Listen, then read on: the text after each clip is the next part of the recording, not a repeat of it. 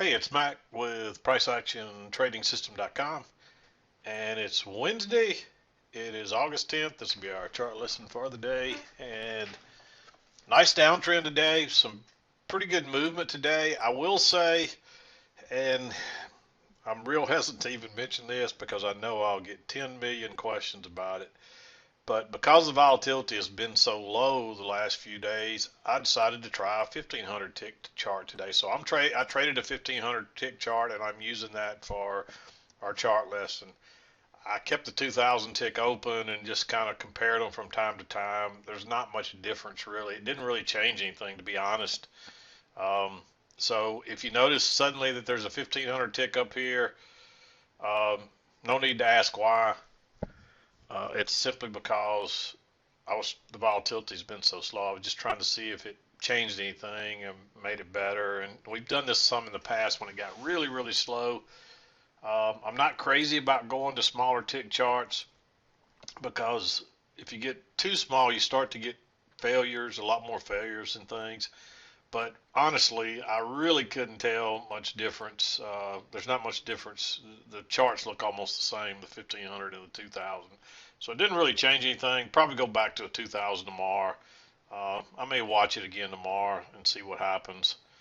But again, there's just not much difference between the two charts. So um, anyway, please don't send me a million questions about it. That's why I'm just trying to get a chart that see if it maybe added a few extra entries or anything. But we ended up having some pretty good volatility today. So, the one day I decide to change, the market changes. And that's why, it's really not wise to be trying to change charts and go to different sizes because if the volatility picked up, it may throw you off a little bit. Um, but anyway, I did it, and the chart lesson's in 1500. But so I wanted to mention that so I wouldn't get a million questions of why I was using a 1500 tick. Most of you probably wouldn't notice, but there's always a handful that do, and so I'm just trying to head those questions off. But anyway, let's go to the chart lesson. Lots of trades today compared to what we've been getting anyway. But really, let me back out again for just a second. But you can see this is really a range day. It's two-tiered. This was the first part of the range, and then we dropped down, and then we were in the second part of the range. There's a clear channel up here, clear channel down here. There's some smaller term ones in here. When we dropped down into this lower one, I was also able to find a larger two-tiered channel. So really your downtrend started right here. And so that's where I started the first two swings. And they came into play here. We did get a break here, a new low, and then we kind of got outside. We really continued to stay within this part of the range right here, actually. But if you measure this first move down, once we went lower, that would be my target. You can see that's where that blue line is. You can see we went just a little bit further, but really that's your support and resistance line once again. So it was right on the money. So you could, if you just used that for a target, you'd have got the majority of that move. So you'd have to ride this out, which I don't like to do. So that's another story for another time. But let's back out, talk about the trades, and go from there.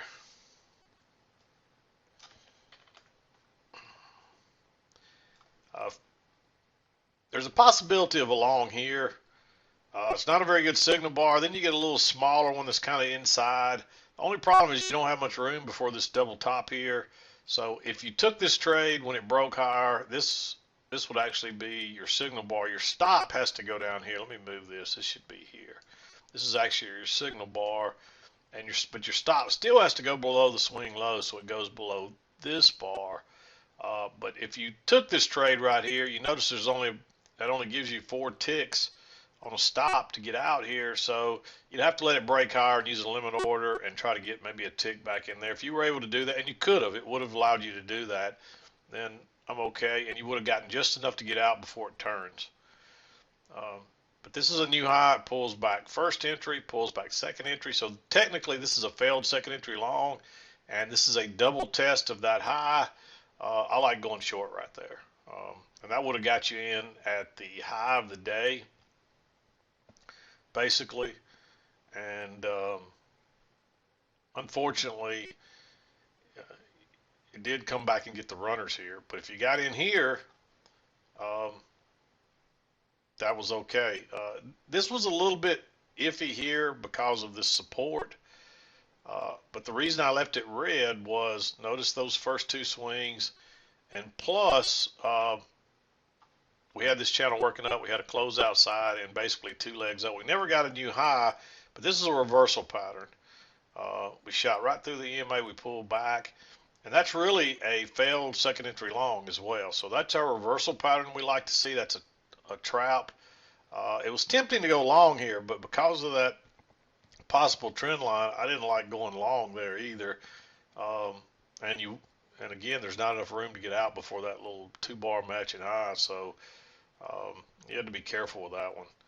If you did go long there, when it turns down, you got to reverse or you got to exit anyway. Go ahead and exit.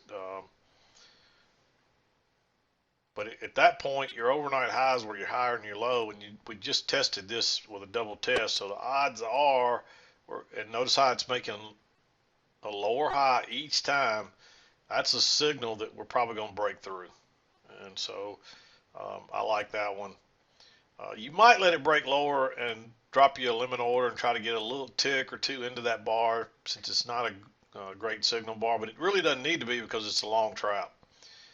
And so even though you may not have been looking for a short here, once the trap created and turned down, if it triggers the short, the trap, then you want to get in on it. So you're not necessarily looking for a short there until the trap is created, if that makes sense. I hope it does. So,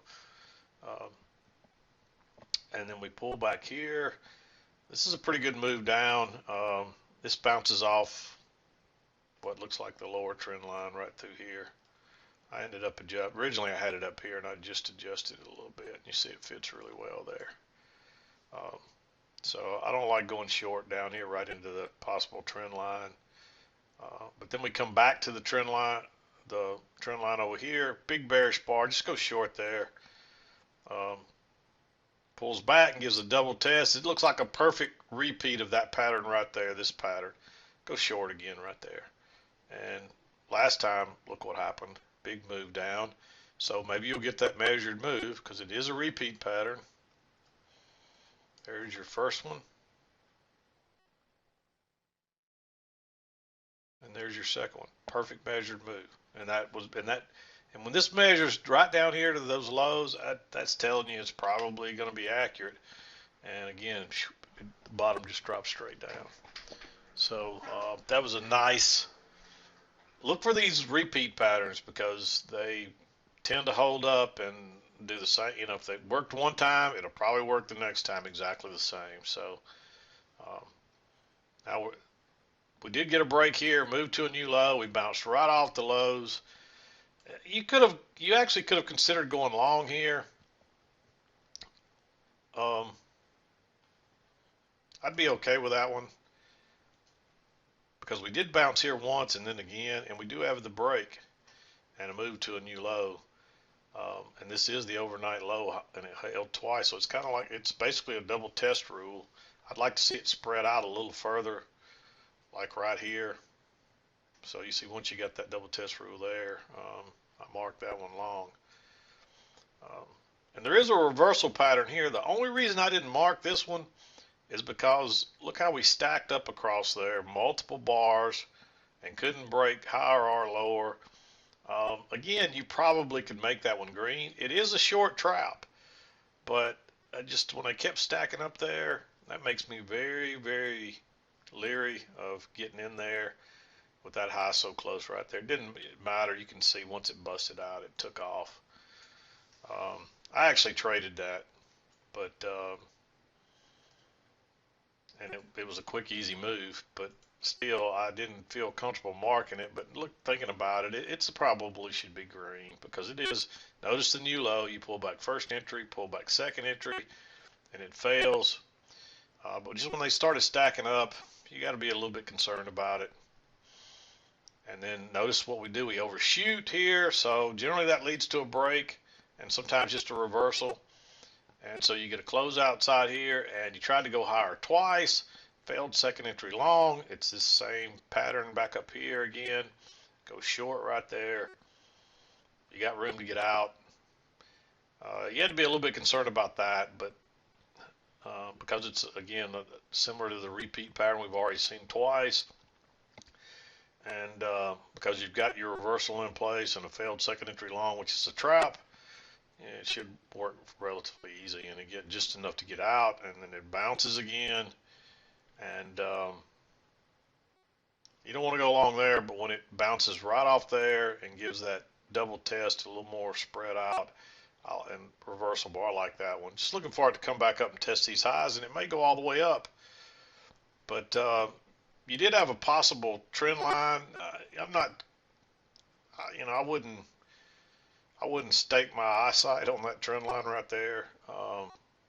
It looks a little valid, but really you had to play this sideways, and that's like a little failed break out the bottom, and you're looking for it to come back up here.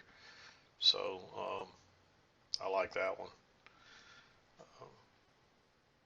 And then it's like a failed break at the top, although this is really where your main resistance is.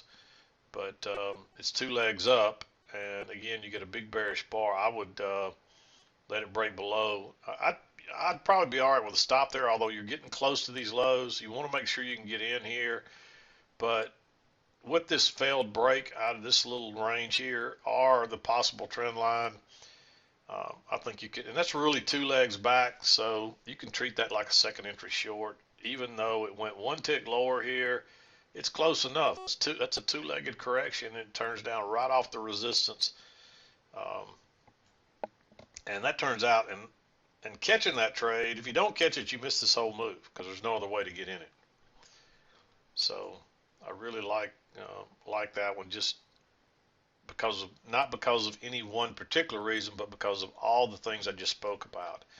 And sometimes people miss that. They'll say, well, that so and so, but it's 3 or 4 different reasons I like that one. First, this is obviously a trading range across here. It's turning down off the resistance, and it's a small bar right here. You really could have gone short there, but it's kind of a bullish bar.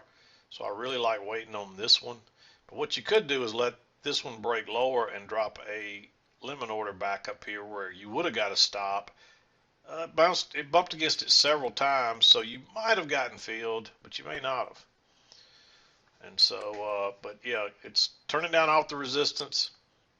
You could call it a failed break higher out of this little congestion right here.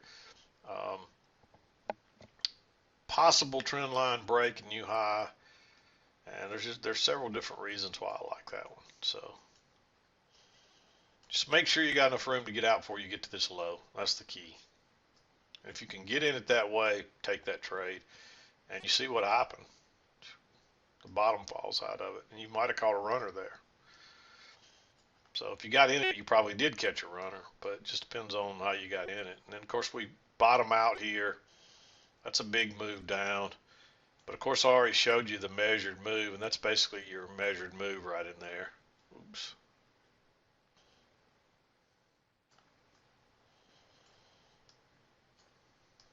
Didn't mean to move that one. And you don't want to go long yet. Actually, your measured move was down to this line, so you weren't down to your measured move. So, but you started going sideways. You don't want to be trying to go long here. So that's a big move down, and we're coming off the low. Of course, you wouldn't have had this. I take that back. You probably wouldn't have had this trend line until you had these multiple swings. And then just draw it down through there and just start dragging it up until you find where it fits. And you can see when it came back and turned down there, that pretty much gave you the clue that, hey, yeah, it's right there. And I do that a lot. You find it off the lows, and I'll show you how to do that a lot. And people will say you can't do that, but trust me, you can. And that helps you be prepared when it turns down here. But you didn't need the line. There's still other reasons. Notice that we're going sideways and we break out.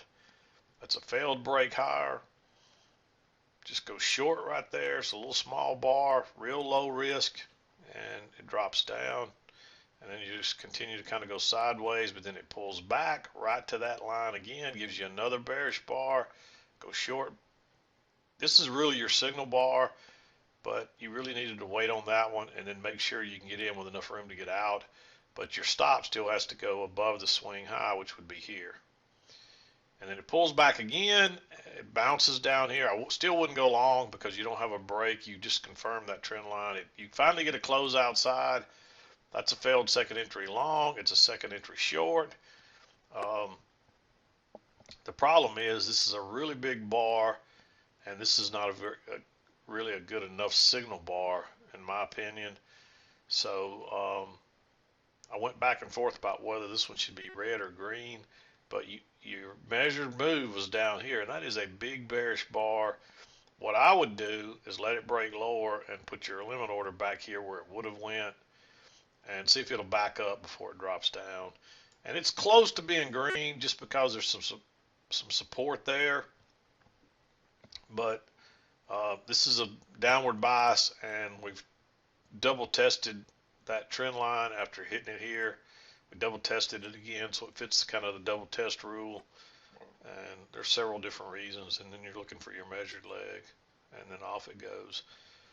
And then I wouldn't risk any more shorts down here, and by the time you really got a long set up, it was right here, and it's into 2 o'clock. You notice it still worked. There's your new low, first entry short, second entry short, it fails, and off it goes, and all the shorts start exiting. But it was a pretty good day. Only one real blue long. There were a couple of green ones when we were still up in this upper part. But once we started trending down, and if you found this two-tiered channel working lower, even though we're still kind of going back and forth above the EMA, you've got to respect that two-tiered channel, and the fact that we've really had a downward bias all day, even though we had some neutrality to it as well. It's really overall a downward bias. So, but yeah, that's what I saw today. It's already 6 o'clock here, so I'm not going to beat around the bush. I'm going to wrap it up for today. But we'll be back again to do it tomorrow. Tomorrow will be Thursday. We'll wrap our week up for tomorrow. It was nice to see a little movement today. A few more trades. A little easier to read, probably for some of you that, although some of you have a hard time with these ranges. I understand that because everything you ever see and have been taught teaches you to trade the breakout. And this is one of the few days where it breaks out and you really get any movement. But 9 times out of 10, if you try to go short right here, you're probably going to get burned. So the old supposedly tried and true sure thing of trading the breakouts is the opposite thing you need to do almost. So if you've watched my videos, you understand what I'm getting at. So, but I'm going to wrap it up. We'll be back again to do it tomorrow. This is Mack with PriceActionTradingSystem.com, and we'll see you next time.